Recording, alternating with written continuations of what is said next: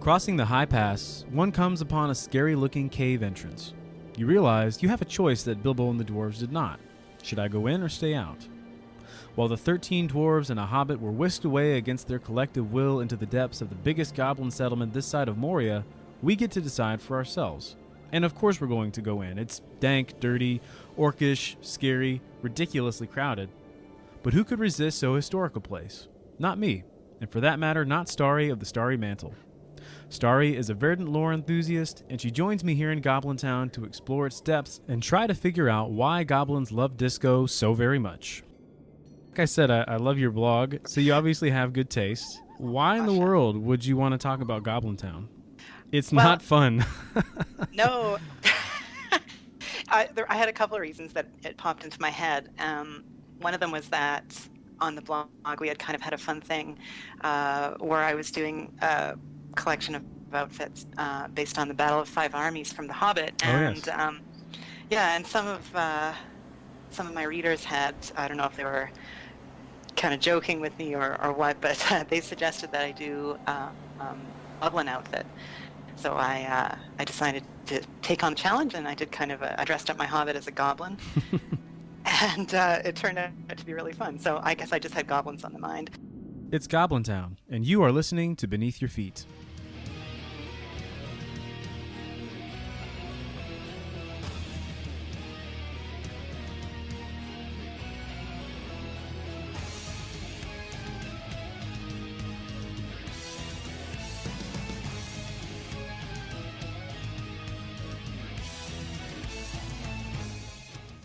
Our trek begins at the mountain's throat. A foreboding name for a foreboding place, it is simply a gaping hole leading deep into the heart of the mountain. However, this isn't the way Bilbo and the dwarves took. Their way went high above this entrance, to the goblins' back door, as they sought shelter from a wicked thunderstorm in the high paths of the mountainside. Thinking they have found a goodly cave in which to sleep the storm off, what they really found was a newly dug exit in an ever-winding labyrinthine goblin settlement that we all know and love as Goblin Town. Hello, what's this? Look out! The ponies! The ponies! Inside is nothing but a whole lot of goblins. As Starry says, it's intimidating for a new player. So what is it you love about this part? I mean, because it's well represented in The Hobbit. It gets a little cameo in The Hobbit. Well, not a cameo, but a big part in the old Hobbit animated film. That's really fun. Within the game, it's not that fun. There's some really cool spots to it. There's some iconic spots to it. But what is it that you love about it?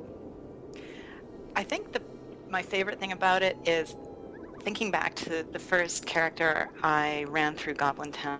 I was terrified. I was so nervous in there. I was just ready to be jumped by goblins at any time, and I died so many times. It was just really scary, and so I just have a really strong memory of my first time through Goblin Town. But it's also really, it's so huge, and there's so much room to explore and get lost, and I also really love the environmental sound effects. I love how you can hear the goblins shrieking off in the distance, laughing. And so what would you say? Yeah, what would you say to someone who's about to maybe spend their first time going down to Goblin Town? Well, just bring food. Maybe be a little over level. It's kind of rough in there. Bring a friend. Bring a friend. Maybe it's too bad we can't bring our ponies in for the goblins to eat them instead of us.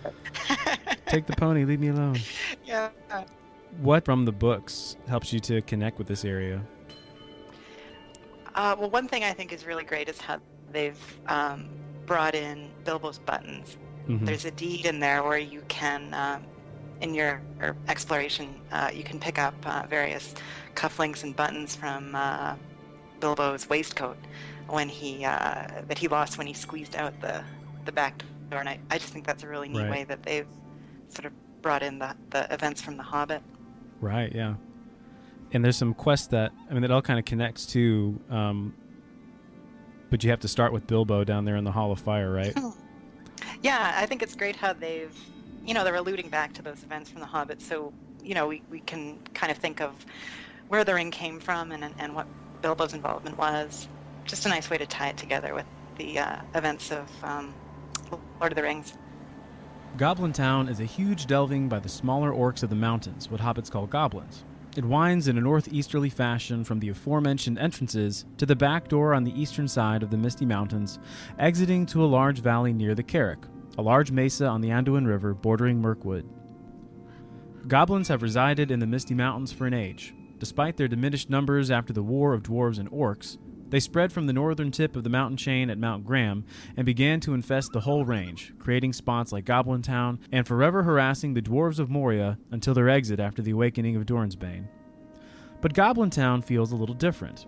It seems its own place and is only ever alluded to in The Hobbit, as the game is the Lord of the Rings online, not The Hobbit online, and because it's been stated that the game only has the rights to the Lord of the Rings, not The Hobbit, it seems a bit strange that they were able to put Goblin Town in the game. It's a welcomed addition, if not a confounding one, as it is the one spot that ties The Hobbit and the Lord of the Rings together. Yeah, I've never understood that. It's weird, and if you read the forums, people seem to go back and forth as to whether Turbine ever had rights to The Hobbit, or if they did at one point, or they will again, or I don't know. But it's nice that they did get it in. Yeah. So how well do you think they did interpreting it, even though it's from a different book, and the view from the book, The Hobbit, is really just kind of Bilbo stumbling around? Mm-hmm. Well, I think they, it's a bit of interpretation and a bit of extrapolation. I think what they ended up with is really, really great. To me, it's creepy and maze-like, and every time I'm in there, I get the sense that I hate to be stuck in there as a slave or a prisoner or something, working away and never see the light of day again. Definitely not. Yeah, it's a pretty convincing cave. I like how you, when you're heading down the corridors, there are these big stone corridors, and you can see them stretching off into the distance. Mm-hmm. It's just eerie. Yeah, and then when you actually go down those hallways, they're so thickly inhabited.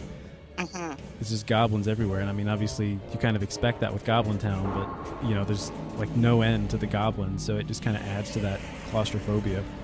Mm-hmm. I also like the horse cooking on the spit in the kitchen area. I never noticed that one before. Where's that? If you come in through the black crack door, I think it calls it the Goblin Town kitchens, and in the middle there's kind of a big bonfire, and they've got a pony or a horse up on the spit, and it makes me think of the poor ponies from The Hobbit that got eaten. Oh, that's brilliant. I didn't notice that. Yeah. I think because there are these distinctive areas, like you said, the kitchens and the slave pens and other places like that, but because it all looks so similar, it's just this one long cavern, I think that the times I spent extended play sessions in there, I just kind of start to tune out after a while.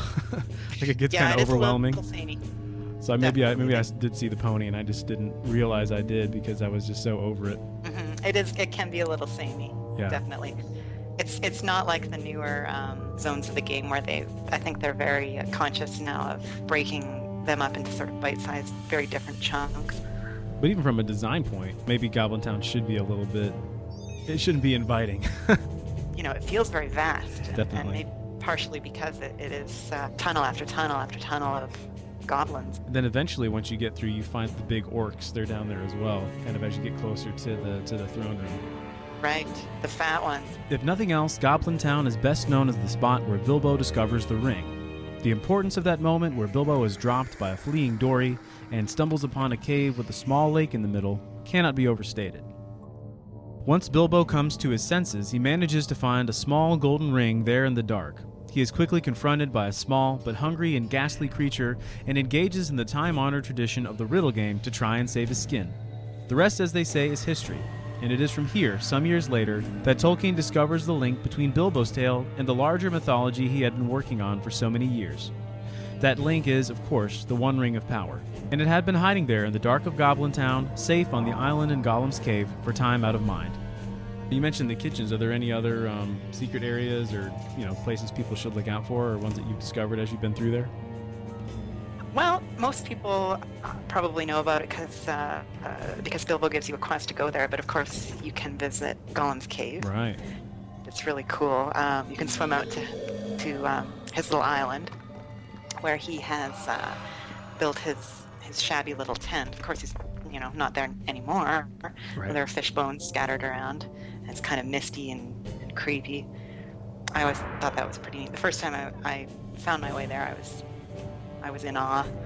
And then there's the very cool Goblin Cave art near the entrance to Gollum's yes. Cave, which I guess is like a goblin warning or something that they've done there to warn stray goblins away from wandering into his cave. It's a big, picture of Gollum looking really sinister with you can see the ring blazing on his hand.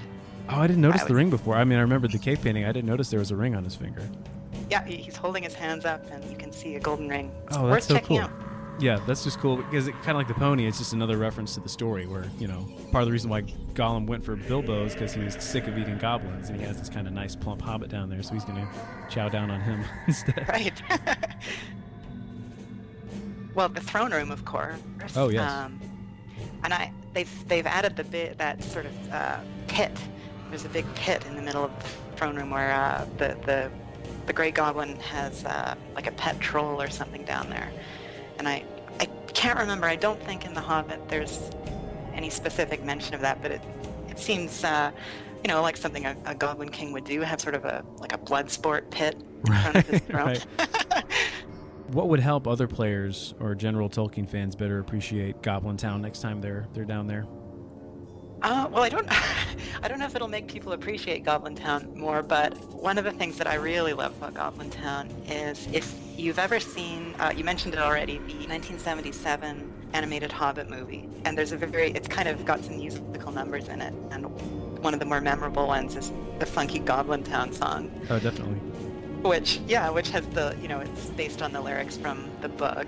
Mm-hmm. And when you're in Goblin Town in game, there are two passages in the Goblin Town music that have the same rhythm of those lyrics from the book, the down to Goblin Town part. Right.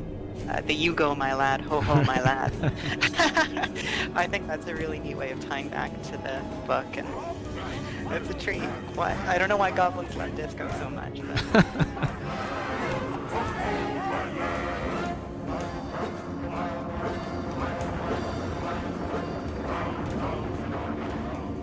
It's not a huge area. It's small. It's compact. It's a sort of a nice, tidy quest line. I think there's the one quest arc where you free the elven prisoners from the slave pens. Right.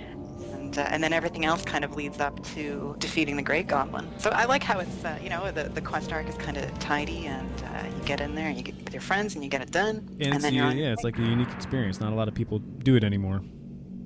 Yeah. All right. Anything else about Goblin Town before I let you go? No, Any closing remarks or any plugs for your blog? If you like having your character look unique and stand out, or if you just like playing around with the cosmetic system in LOTRO, I've always got new outfits every week at the Starry Mantle, usually Mondays, Wednesdays, and Fridays. You can come check them out. And each outfit has a cool story with it too, so it's more bang for your buck. Absolutely. Try to bring in a little bit of lore for the lore nuts like myself. And we just have fun in the comments. I love to hear from everyone, whether it's telling me that you like the outfit, or if you want to tell me it's it's a crime against Middle-earth fashion. That's great too. I welcome everyone to come by.